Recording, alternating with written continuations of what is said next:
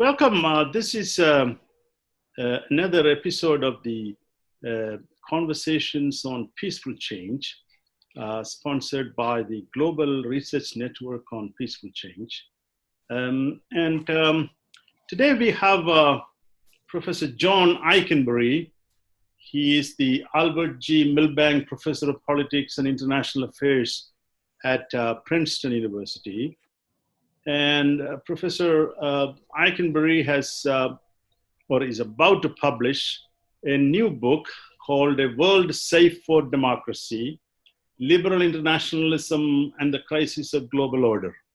This is published by the Yale University Press in September, although I think you can do pre-order now.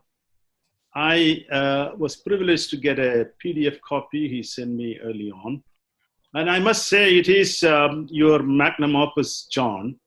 It is a tremendously impressive book. I think what impressed me was that you give it a critical evaluation, and it is deep and engaging. It is not an unvarnished praise of the liberal international order, the 200-year-long liberal order. But you are very sensitive to the critics' points and you are giving them some allowance. At the same time, defending liberal order as a good scholar would do. So let me start by asking, what are the main themes of this new book? You have written a lot. I mean, must say you are the most prolific scholar on liberal order, liberalism in today's world. What prompted you to write this book? And how different it is from your previous important book, The After Victory, which was a big success, I believe. Yes, thank you, TV. It's great to be in your series and to have this conversation today. And thank you for your kind words.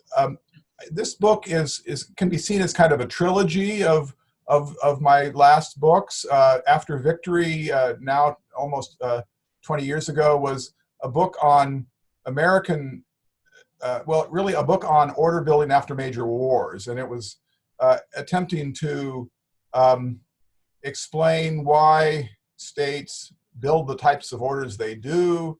And I looked across the modern era, primarily at European cases, and tried to make an argument about how powerful states have reasons to build orders that can be legitimate and functional, and so all things followed from that. The second book was Liberal Leviathan, and that book was very much looking at the American case, really looking at the U.S. after World War II, and trying to develop a kind of theory of liberal hegemony, of the kind of relationships that the United States built with other liberal democracies in the second half of the 20th century, with the idea that there's something distinctive about the way in which order was built in that era, particularly during the Cold War period in the West, and it was not well theorized by either liberals or realists. And so I was very much interested in capturing this kind of logic of order.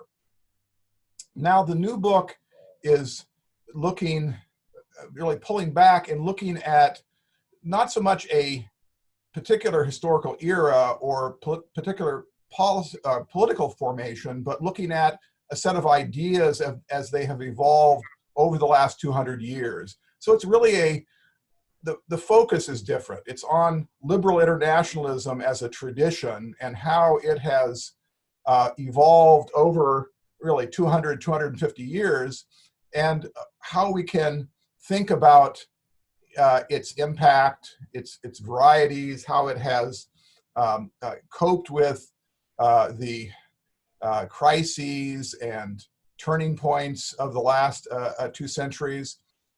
And to answer your question, why did I do it? I think it started with, of course, the current moment. As books do, we look in the past with a new angle because we are living a new experience. What can the past tell us about today's moment? So in some sense, what I try to do in that book is provide a portrait of liberal internationalism as it has, in some sense, encountered moments not unlike today's, for example, the 1930s and early 1940s, the kind of close-run, hard-fought, deeply contested moments when liberal democracies and even the kind of the principles of liberal democracy, and certainly the kind of principles of international order that liberal democracies have tried to populate the world with, were up for grabs. Mm. So looking back with a kind of argument that the post-Cold War era, post-1989 era, was in many ways anomalous, that most of the last 2 centuries have been periods where it wasn't obvious that liberal democracy was the most successful, or certainly the preeminent type of polity in the world. And so trying to go back and retell the story of liberal internationalism, what it is as a theory that often sits beside realism as one of the 2 big theories of international relations, but do so with a more world-weary, even somewhat skeptical eye. What is it? How is it maneuvered across these centuries, and how has it entangled itself in nationalism, empire, hegemony, and racial and cultural hierarchies? Yes, that's something I will come back. When I was visiting you at Oxford, where you were doing research, you were going through a lot of primary documents. I must say that was quite an interesting experience. But that is the question I have. This 200-year-long evolution has been involved with a lot of violence, not always perpetrated by the liberal states, of course, but toward the liberal states, by the Nazis or communists, whatever you want to call it. And the liberal states have done a lot of bloodletting. How do you explain that in your book? This part of liberalism, which is supposedly a peaceful idea or, approach. Yeah, that's a good question, and I've thought a lot about that. And the first move that the book makes is to think about liberal internationalism as a set of ideas and political projects that are more or less found in the world, that are more or less taken up by powerful states. The Britain in the 19th century, the United States in the 20th century clearly have embraced liberal internationalism to some extent. But one of the things that I try to argue in the book is that everything that's happened over the last 200 years in the hands of liberal states has not necessarily been liberal. That is to say, these states are not intrinsically that and that alone. They are also realist states. They are states that have geopolitical incentives that are not tied to liberal internationalism. So I guess what the first thing you need to do is not concede the point that everything that so-called liberal states do are liberal. There are, for example, during the Cold War, the U.S. engaged in lots of behavior that is best explained by realism and counterbalancing geopolitics, and a lot of interventionism and wars in the periphery have a logic that is not necessarily traceable back to liberal international ideas. Mm-hmm. So that's point number one. Point number two is, it is true that liberal internationalism is deeply entangled in these other forces that have shaped the modern world. So I argue in the book that liberal internationalism, of course, a set of ideas that emerged out of the Enlightenment after the age of democratic revolution, emerged in a Western system that was engaged even in this moment origins in a great deal of empire and imperialism. Yes. So liberal internationalism entered a world where empire was the dominant form of political order, and it was deeply entangled on the British side with imperialism. Liberal internationalists such as in the 20th century, Jan Smuts and other British diplomats were simultaneously strong defenders of empire and devoted liberal internationalists. So there has been a kind of entanglement that I try to admit and then try to argue in chapters and a specific focus in a later part of the book on the topic of liberalism and empire, on ways in which liberalism has both found kind of alliance with empire and imperialism, but importantly, at least in the 20th century, found ways to differentiate itself and push itself off of imperial projects or formal empires. Let me bring up the question a bit more, because this Enlightenment project, the Europeans did tremendous good for the world. Later on, of course, people drew ideas from them.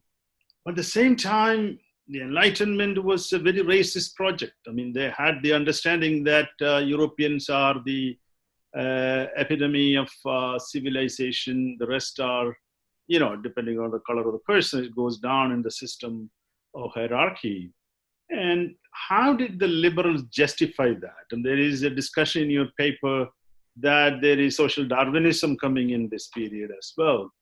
And empire was a necessary force for civilizing, quote unquote, the so-called races that the Europeans thought were inferior in some sense, and the American early liberals too. So this entanglement, I think I learned a lot from reading your book, because the understanding of Enlightenment is progressive, scientific, rationality, human beings are all equal and all that thing. But it seems liberals had a justification in their minds. Now we, in hindsight, look at them and say, okay, they were not correct, but obviously this is the era of social Darwinism. And so tell a little bit about this connection and justification. Yeah, I make the observation, others have made it as well, that the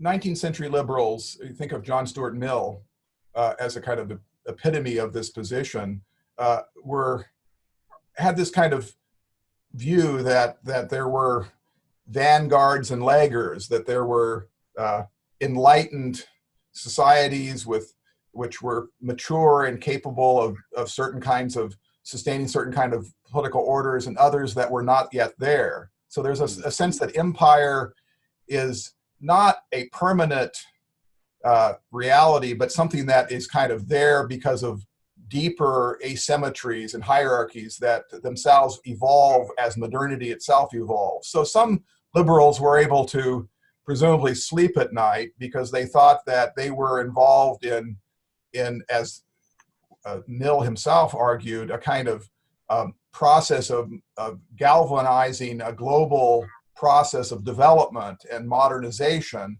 and that empire, I think he famously argued, Mill did, that empire and even colonial forms of empire had a kind of impact on breaking blockages to development. And so there is a real sense of patronizing superiority. It was both cultural and racial.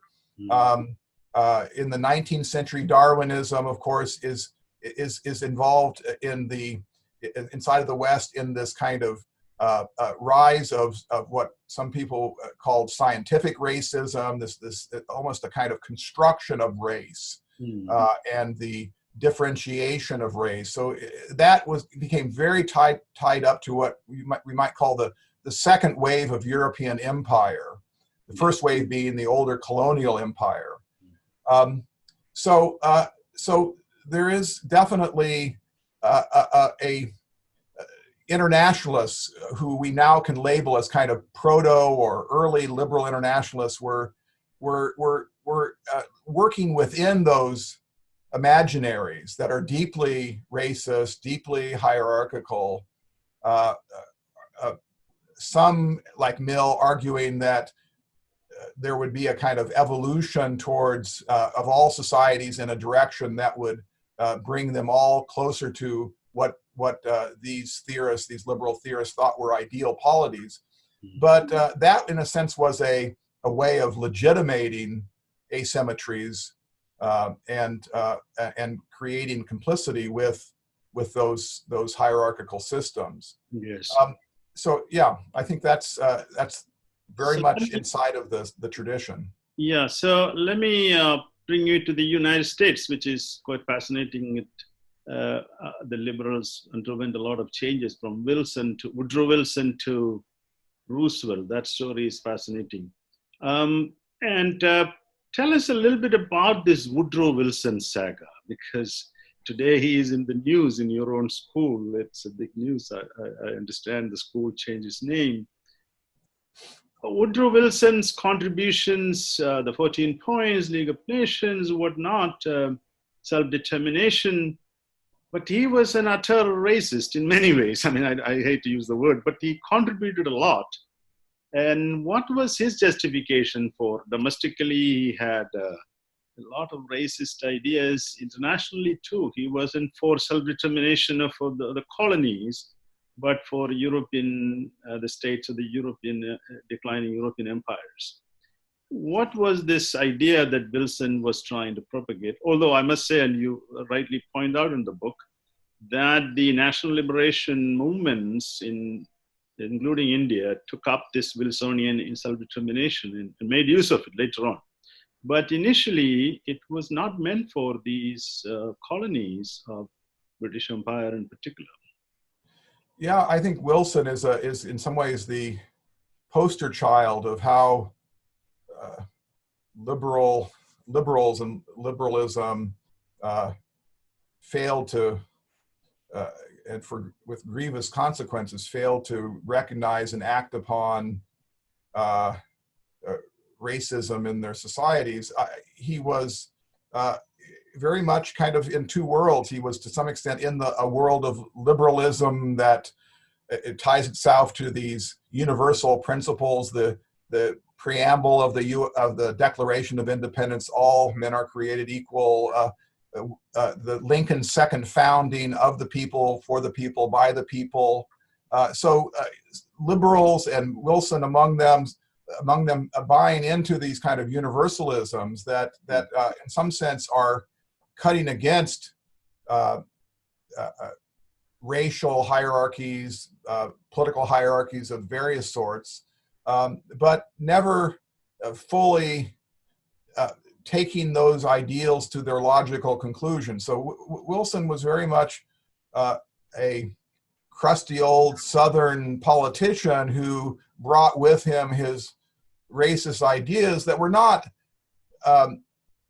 an order of magnitude outside of the world he lived in. So he was very much a racist, as were others of that era, Teddy Roosevelt, other leaders, and of course those who would later succeed him in Western societies into the middle and late 20th century. So that is definitely there, and it is a kind of deep kind of disappointment, a kind of sadness that some of that figures of his such as Wilson were incapable of or exhibited this kind of moral blindness. And W.E.B. Du Bois, who was the leading Black social thinker in America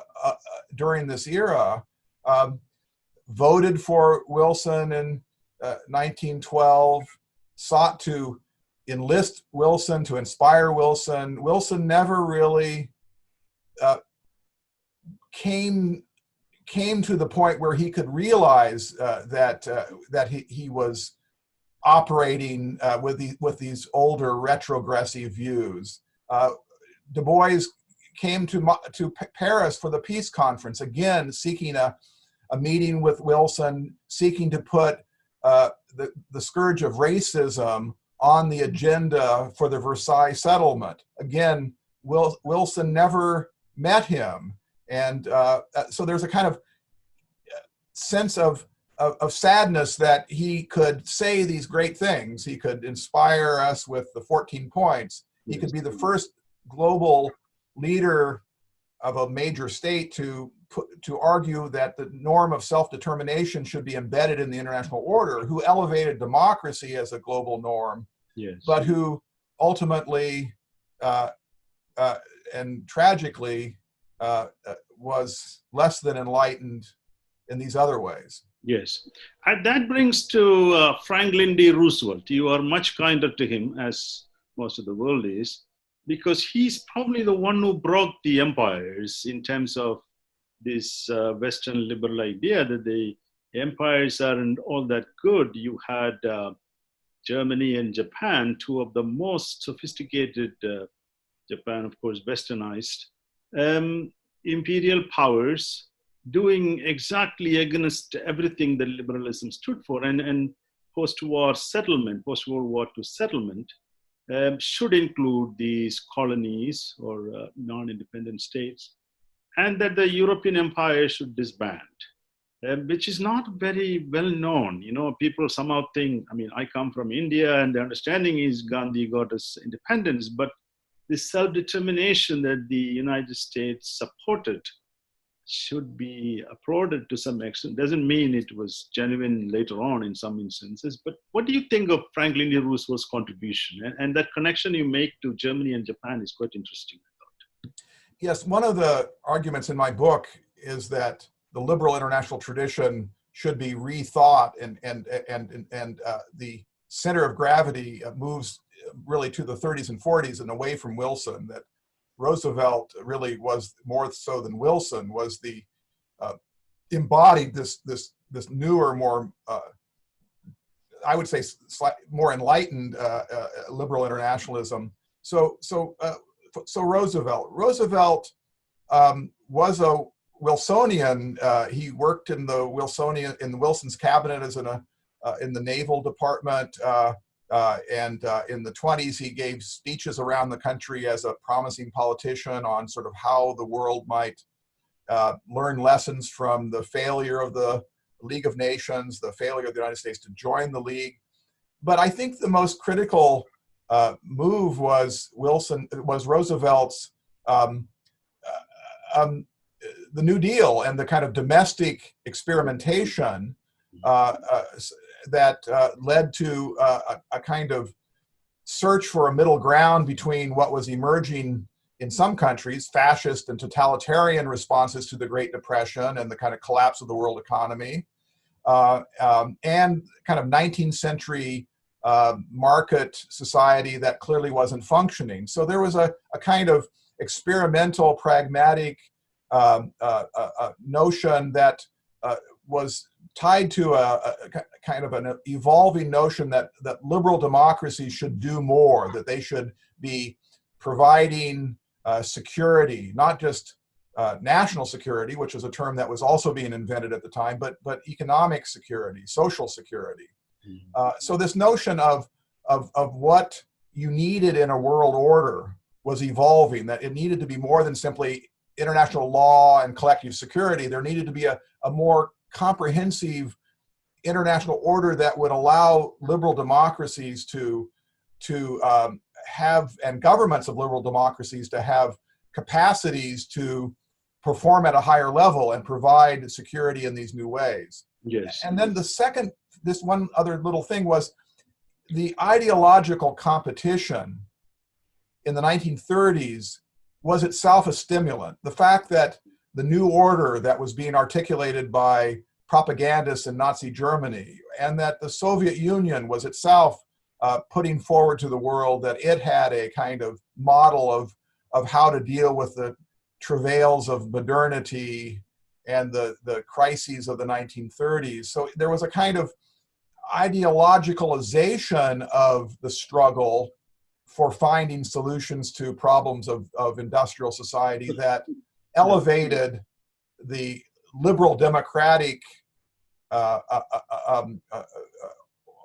offering in that larger global contest. And that had great impact on the actual ideas themselves. Yes, it's quite interesting because they're drawing ideas from European socialists and welfare state even started in Russia, as to prevent communist takeover of the working class who were coming out of the Great Depression, etc. And this is a fascinating story of liberal adaptation. But I want to bring, since we have another 10 minutes or so, to discuss today's challenges. And you discuss, along with many others, that it is a domestic challenge mostly. But you also have a good section on globalization and its impact, and what the Clinton administration thought when they engaged China, expecting the modernization or liberal incorporation of China and Russia to some extent, although Russia, I think it is a flop because of geopolitical reasons. So the point is that globalization did not work out the way United States liberals in particular expected. Tell us why Clinton expected and what were the limitations of getting China as a democratic state, let's put it that way. That's a great question. And I even feel like, I struggle with this question, and because I was very much of the view in the 1990s that this kind of liberal order that had existed inside of the Cold War bipolar system would provide a kind of framework for the larger system, and that countries on the periphery, including China, would, if not organize themselves to be fully a part of it or to become a full-fledged liberal democracy, that it would have a kind of, that the integration would have transformative effects on China, that there would be empowerment inside of China of forces that would be in some sense given more autonomy by the market as capitalism took hold in China. So there was I think a fairly coherent theory, if you will, behind what was being done. But I'd make a couple other points. One is that it wasn't fully a choice point. There was all along, from Bush Sr. to Clinton to Bush Jr. to Obama, there was a kind of sense that the alternatives were not really available. A kind of containment of China, exclusion of China. How would that be implemented? And there was a sense that in the demand for inclusion was growing across the board. In Eastern Europe, countries in East Asia were making their transitions to market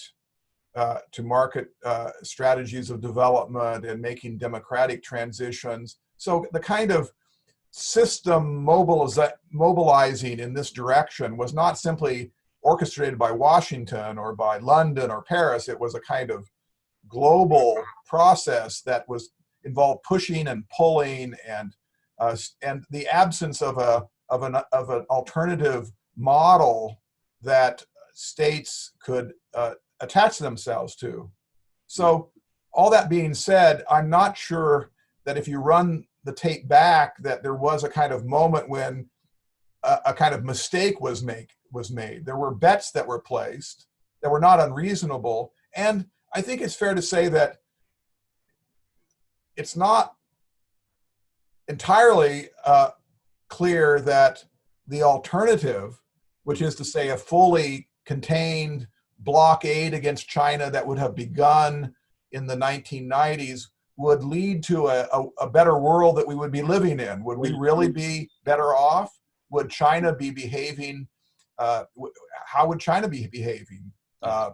So the counterfactual is kind of sobering. So did China do what many people hoped? No. Will they eventually? Maybe, maybe not.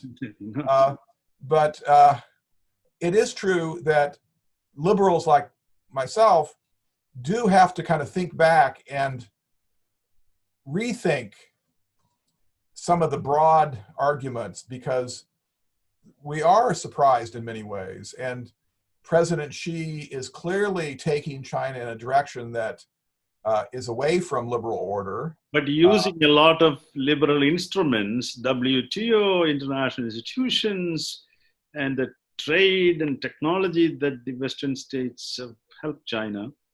And he has no compunction in using them for expanding this Chinese empire. His vision is civilizational state of yesteryears, no? Yes.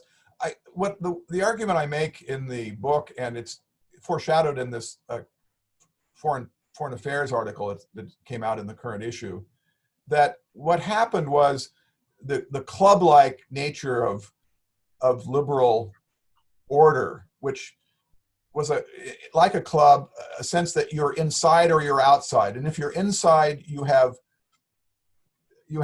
benefits that flow, but you also have responsibilities, and it's conditional, the kind of conditionality of membership. NATO, but also the regional trilateral organizations we associate with the Cold War era liberal order. As the world evolved away from that after the Cold War, the so-called inside order, the Western liberal order that was built in the shadow of the Cold War, became the outside order. So the inside order became the outside order, and it lost that club and conditionality logic and became what I describe as a kind of shopping mall, where states could kind of walk in and walk out and go to this store, to that store, to partake in some of it, but not all of it, and certainly not to buy into or feel obliged to buy into a full suite of obligations and responsibilities. Yes. And so China clearly did, in that sense, get things without fully taking steps in the way that many people were hoping. I want to talk a little bit, I will come back to the final discussion about China and the emerging order, about the US, this imperial tendency, especially under Bush II. And the big challenge was US was engaging in forceful regime change, and a lot of support for illiberal regimes, even today, is continuing with Saudi Arabia and others. This tension between geopolitical imperial tendencies and liberal tendencies seem to persist in American foreign policy. And the realist criticism is that liberalism is a cover for realpolitik behavior by this imperial state. And liberalism gives a good cover because it's ideologically very appealing for those who are participants into it. How do you discuss this contradiction in American foreign policy? Well, a couple of points. One is a point I made earlier in our conversation today, which is to say that liberal internationalism as a kind of set of ideas and projects for organizing the world have been, in some sense, always at the mercy of larger global formations for their influence and impact. No one, as I argue in the book, marches to the music of liberal internationalism. Liberal internationalism has had an impact in the world when it has been in coalition with other forces: nationalism, empire, great power politics, and hegemony. And it's true that it's had its greatest impact when it's been harnessed to British hegemony, American hegemony in the 19th and 20th centuries, respectively. But in those kind of fateful coalitions, when liberal internationalism is a end for liberals but a means for realists, it ties itself to behaviors that may not simply be liberal international. And so that's the first point is not to accept guilt, so to speak, for everything that states that we call liberal states do. And a lot of what they do, particularly during the Cold War, is easily explained by John Mearsheimer's realism, as he would readily admit. So the question is, when does liberalism add that extra ingredient that makes intervention by a liberal state like the United States more likely and therefore more harmful in some sense? Yeah, and And the question I of don't know. Bush Is and it Cheney. Iraq? Yeah, Bush and Cheney is interesting too. Yeah. Cheney, Rumsfeld, were they? I don't see them as liberal internationalists. They certainly, the Bush administration, the second inaugural, and some neoconservatives who are kind of buying into part of what we call liberal internationalism, democracy promotion, are using it. But even in the Iraq case, I try to argue that, and some work I've done with Dan Dudney in an article in Survival, argue that the ultimate logic and cause and origins of the Iraq War were not traced to a kind of a liberal imagination. It was very much hegemony and geopolitics in the Middle East. Let me conclude by like a kind of a futuristic scenario. You rightly point out that the liberal states were successful in adapting, partly because they were the wealthiest states. They were imperial powers. They had the two big hegemonies, the British and the American. What happens when the wealth shifts to the east? As we know, China and potentially India will have about over 50% of the world's wealth in 20, 30 years, as they were in the 17th, 18th centuries until the Europeans colonized parts of China and most of India.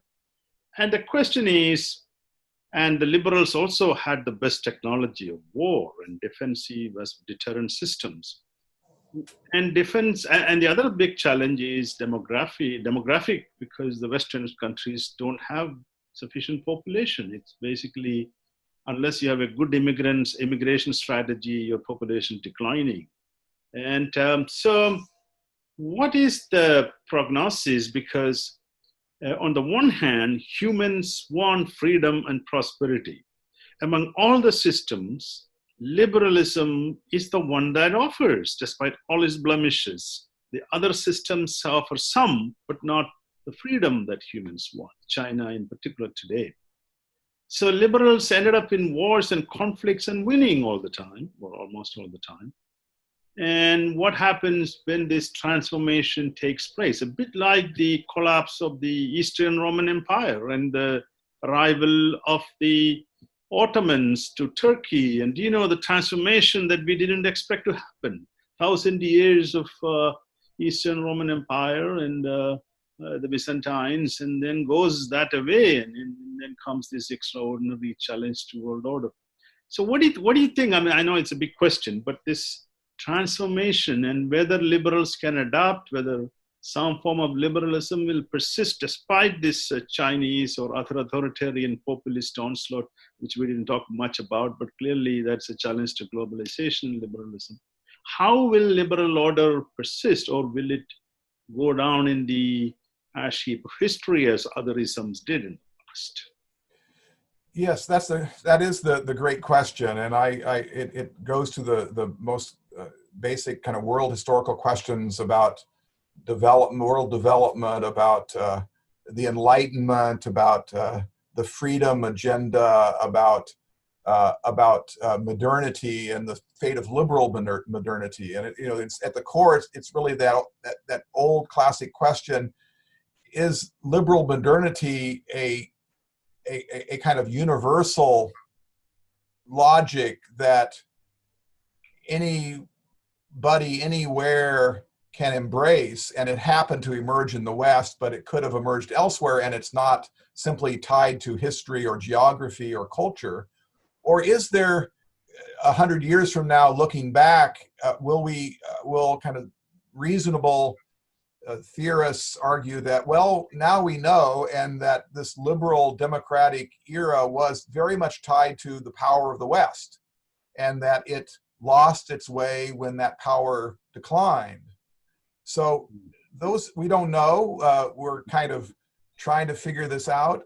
My own view is that if the question really can be taken one step back to the future of liberal democracy, if 50 years or 100 years from now, there will be polities called liberal democracies that have these basic characteristics: rule of law, limited government, constitutional systems, free speech, free press, civil society, that kind of cluster of characteristics that we associate with liberal democracy and the liberal ascendancy. If those kind of countries survive, even if they don't spread to everywhere, but if they survive at least in some kind of core set of countries, I'm optimistic that those countries will seek to organize themselves in a way that we will describe as liberal internationalist, trying to cooperate through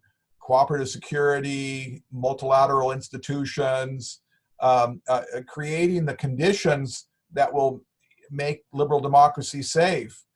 I think for the near and middle term, I think we can be clear that we aren't going to have a kind of triumph of liberal democracy in the way it was suggested by end of history theorists of the 1990s, but that there is a kind of more pragmatic, agonistic liberal internationalism, not unlike what we saw emerging under the auspices of Franklin Roosevelt and others in the 1930s and early 40s, a kind of protective agenda for keeping liberal democracies viable in a world where there are lots of other types of political projects, models of modernity, where there's despotism, violence, and all the things we associated with the illiberal offshoots of history. So it's a more modest future. It's a kind of survival guide for liberal democracies, that liberal democracy is a kind of, and liberal internationalism has a kind of its kind of basic message is not unlike Benjamin Franklin's, which he gave to the 13 colonies on July 4th, 1776, right at that great moment when Franklin said in his message to the 13 colonies, "We will hang together or we will surely hang separately." So too, liberal democracies in an era when China and Russia and illiberal states are seeking to take the world in a different direction, there's an incentive to stick together, to create a kind of life raft by tying the individual rafts together to create a more solid, durable, resilient, loose federation of liberal democracies. And so in the end of my book, I try to envisage a kind of liberal internationalism for hard times that doesn't think we can take on the world, but given the problems of modernity and the challenges to liberal democracy, there is a kind of passage there. Yes. And we've done it before, and we can do it again. Yeah, but we had good leaders. I mean, Roosevelt was a good example. I think the challenge, I mean, the good part is, if you want to call it, populists are going to fail, and they're already failing in handling these major crises of the day. And people may have to return to some kind of social democratic order.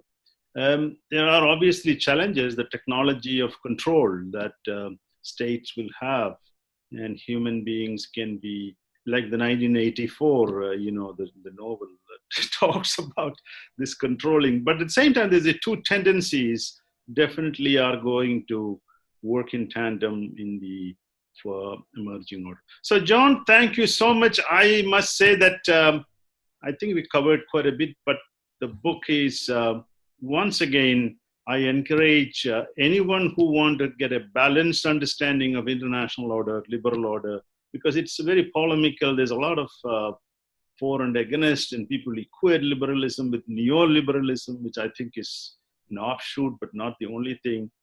And we need to understand the value of liberalism and the shortcomings. And I appreciate that you did that in this book. And good luck with the book. And I'm sure it will do very well, as all your previous book did. Thank you so much, John.